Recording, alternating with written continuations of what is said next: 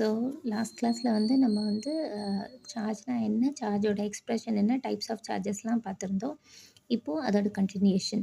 So நமக்கு copper தான் நமக்கு பெஸ்ட் ஃபார் வயரிங். ஏன்னா கண்டக்டரில் வந்து காப்பர் வந்து சீப் அண்ட் பெஸ்ட்டு. சில்வர் வந்து costly. Silver is a good conductor but it is costly. So இப்போ எதுக்கு வந்து கண்டக்டர் மட்டும்தான் எலக்ட்ரிசிட்டி கண்டக்ட் பண்ணுது, இன்சுலேட்டரால் முடியலை. பிகாஸ் இதுதான் வந்து ஒரு ஸ்ட்ரக்சர் ஆஃப் ஆட்டம். நியூக்ளியஸ்குள்ளே நியூட்ரான்ஸும் புரோட்டான்ஸும் நியூக்ளியர் ஃபோர்ஸ்னால பைண்ட் ஆகியிருக்கு. நமக்கு நியூக்ளியஸ் வந்து சுற்றி வந்து நமக்கு ஷெல்ஸ் இருக்கும், கே ஷெல், எல் ஷெல் அந்த மாதிரி. அவுட்டர் மோஸ்ட் செல்லில் இருக்க ஃப்ரீ எலக்ட்ரான்ஸ் தான் நமக்கு வந்து is responsible for the electric current.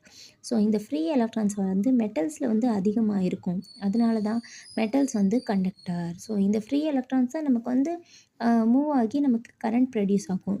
This free electrons are responsible for the electric current.